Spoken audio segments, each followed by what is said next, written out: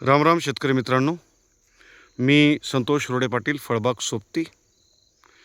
आज योगेश सरांसोबत मी आमच्या बागेमध्ये म्हणजे फळबाग सोबतींच्याच बागेमध्ये आलेलो आहो. आज तानाच्या काळामध्ये काय काय कामं करायचे होते आणि काय काय चालू आहे याच्याविषयी आपण चर्चा करूयात. योगेश मस्के सर टेक्निकली सगळ्या गोष्टी समजून सांगतील की काय करायचं होतं आणि आतापर्यंत आपण काय केलं आहे, आणि झाडाच्या तानाविषयी सुद्धा आपण चर्चा करू. राम राम सर. राम राम सर, काय काय कामं करायची होती आपल्याला तानामध्ये? सर, आता जी आपली फळबाग सोबतीची बाग आहे हिचं थोडं लेट हार्वेस्टिंग झालेलं आहे. एक 15 दिवसापूर्वी हार्वेस्टिंग झालं. तर आपण सुरुवातीला आता हार्वेस्टिंग झाल्यानंतर जी काही जुनी फळं वगैरे होती ती मध्ये आपण रोट्यामध्ये घेतली आहे की नाही. भरपूर ठिकाणी रोट्यामध्ये आली ती. त्याचसोबत आपण शेणखत, जे थंड केलेलं शेणखत होतं, डिकम्पोस्ट केलेलं शेणखत होतं, ते आता पसरून दिलं मधल्या भागात. बरोबर आहे.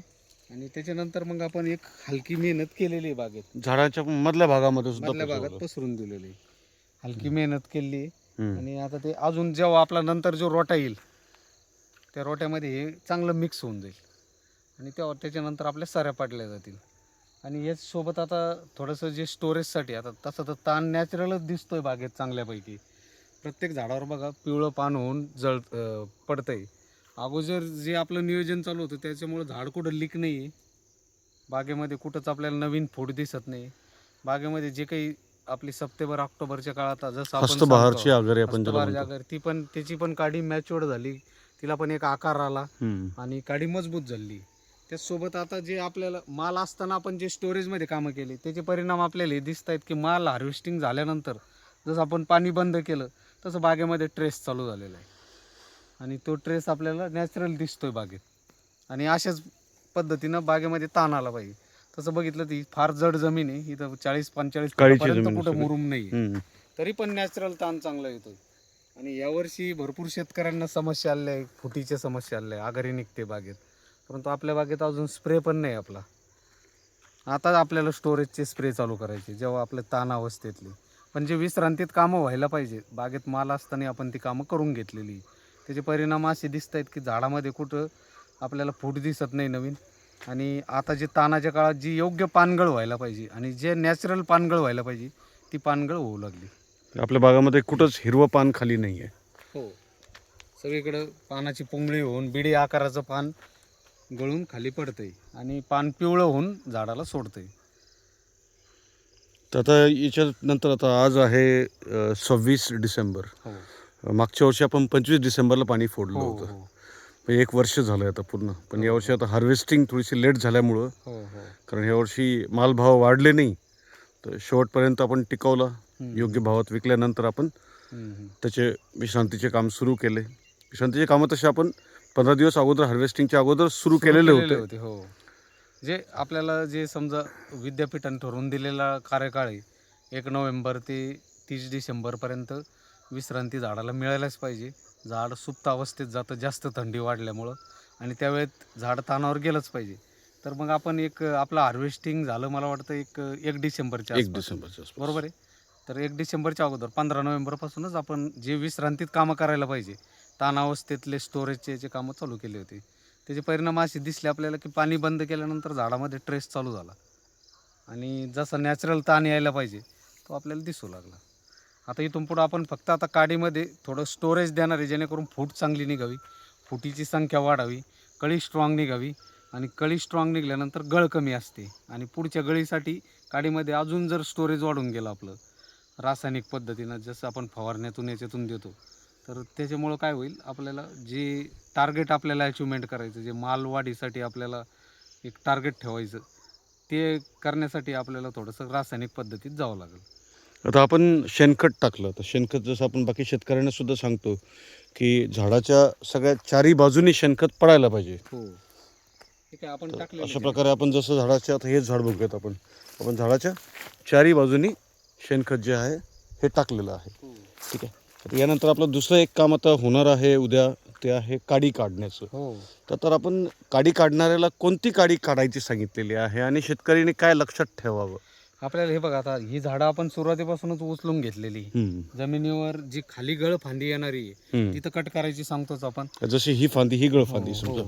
आता ही खाली जाणारे फांदे आपण कट करणार आहे, याच्यातूनच वर जाणारे फुटवे ठेवणार आहे, खाली जाणारे फुटवे आपण मारणार आहे. अच्छा, म्हणजे या फुटव्याला ठेवायचं आणि याला खाली काढायचं, हो हो ह्या गळफांदे समजा. आणि यासोबत जी वाळलेली काडी तर आपल्या बागेत एकदम प्रमाण कमी आहे, हम्म. परंतु जी हातानं तुटल आणि जे अवांतर आतमध्ये जे काही थोडंसं जास्त फांद्यांचं गचगचपणा झालेला झाडात तो थोडा कमी करणार आहे आपण, जेणेकरून आतमधील फळांना नंतर फवारण्या पोहोचायला पाहिजे, सूर्यप्रकाश मिळाला पाहिजे, हवा खेळती राहिली पाहिजे, रोगराई कमी राहिली पाहिजे, दडपा झाला नाही पाहिजे झाडामध्ये. त्या पद्धतीत आपण छाटणी करणार आहे. आणि त्याचसोबत जी काही जुने फळं अजून काही विसरलेले असतील ते पण आपण त्या छाटणीसोबत काढू. आपल्या बागेत थोडेफार दिसत आहेत अजून, कारण म्हणजे आता हे आपण काढले आपण, हां परंतु अजूनही काही जर असतील तर आपण ते काढून घेऊ. काडी काढण्याच्या सोबत आपण त्याला काढून घेऊ. पण काढून घेऊया. जसं हो, आता हे वरती दिसतंय आपल्याला 1-2 फळं. हो आणि आता 1 ते 2 फवारण्या स्टोरेजसाठी ज्याच्यामध्ये सूक्ष्म अन्नद्रव्य 909. हा 909. सर 909 आता ह्या स्टेजमध्ये देण्याचं सगळ्यात महत्त्वाचं कारण काय आहे? कारण आपण म्हणतो की मावा कंट्रोल करायचं, अजून काय काय येणे आपलं ह्या काळामध्ये होतं? 909 काय होतं सर, एक 909 हे जैविक बुरशीनाशक म्हणून सुद्धा काम करतं.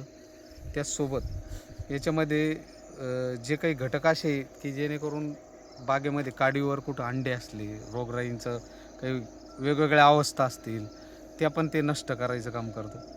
त्याच्यामुळे 909 एकदम इफेक्टिव्ह प्रोडक्ट आहे. आणि तो आता जर काडी आपले झाड आता जर निर्जंतुक झालं तर येणाऱ्या बहारासाठी झाड एक चांगल्या पद्धतीची काडी बागेत राहते आणि पुढं मग रोगराई लवकर येत नाही बागेत. कारण आपण बघितलं आपल्या नियोजनामध्ये मागच्या 1 वर्षामध्ये जवळजवळ 250-300 बागा होत्या.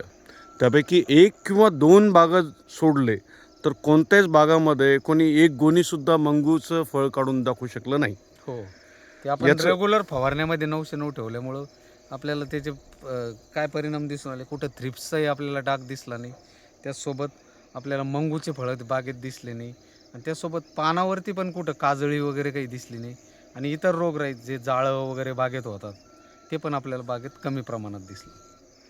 कारण आपला जास्तीत जास्त भर निरमा मिठाची फवारणी सोबत 909 वगैरे ह्या गोष्टी असतात. तर हे शेतकऱ्यांनी लक्षात ठेवावं की काही बेसिक गोष्टी आहेत, काही बेसिक फवारण्या अशा असतात की जे आपल्या पुढच्या रोगराईला अगोदरच नियंत्रणामध्ये आणतात. म्हणजे रोग येण्याच्या अगोदरच आपण त्याला नियंत्रणात आणतो. आणि काय होतं सर, एक 9 महिन्याच्या बहाराच्या नियोजनामध्ये काय होतं, फळांवरती रोगांच्या सगळ्या अवस्था येऊन गेलेल्या असतात. अगोदर अंडी, पिलं, नंतर प्रौढावस्था, ह्या अवस्था येऊन गेलेल्या असतात. तर आपलं जेव्हा फळ हार्वेस्टिंग होतं त्यानंतर जर आपण ह्या अवस्थांवर कंट्रोल मिळवण्यासाठी जर स्प्रे ठेवली तर पुढे येणाऱ्या बहारासाठी जो बहार घेणार आहे आपण, आंब्या बहाराचा असो किंवा मिरग्या बहार, जे नियोजन असेल आपलं त्यानुसार ते झाड निर्जंतुक झाल्यानंतर पुढं ते फ्लॉवरिंगमध्ये त्याचे आपल्याला परिणाम चांगले दिसून येतात. पुढं सेटिंगसाठी याच्यासाठी या किडींचा प्रादुर्भाव बागेत दिसत नाही किंवा त्याचे दुष्परिणाम बागेत काही होत नाही. त्यामुळे अगोदर या गोष्टी विश्रांती काळात, रेस्टिंग काळात व्हायला पाहिजे. सर हार्वेस्टिंग नंतर आपण सगळ्यात अगोदर एक रोटा घेतला आणि त्या रोट्यात म्हणजे सगळ्यात महत्त्वाचं म्हणजे जो आपला दांडाचा वरंब होता तो सगळ्यात अगोदर तोडला. हो.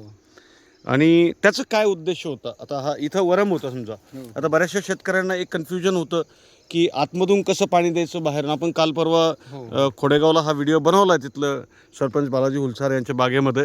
पण तरीही आता इथं समजा जे वरंब होते हा दांडाचा भाग होता हा मधला, आणि दोन्ही बाजूनी वरंब होत्याचे. आता सगळ्यात अगोदर आपण जे काम केलं हार्वेस्टिंग नंतर ते ह्या वरमाला फोडून घेतलं, आपण एक रोटा मारला. तर हे वरम फोडल्यानंतर ती जमीन म्हणजे जिथं वरम आहे तिथं सुद्धा हवा पाणी व्यवस्थित खेळती होते.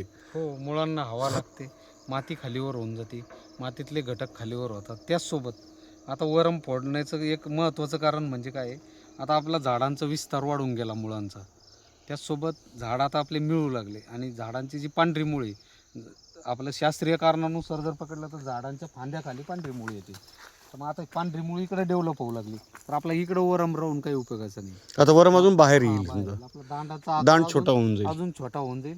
आणि इथं मध्ये आपल्याला जे पाण्याचं नियोजन राहील, आता याला थोडंसं आपण पलीकडे लोटलं तर इथं आपोआप एक वाफा खोऱ्यानी हे सगळ्या गोष्टी आपण करून तयार होऊन जाऊ शकतो. म्हणजे पाण्याचे जे 3 टप्पे आपण सांगितले ते आपोआप आता याच्यात तयार झाले.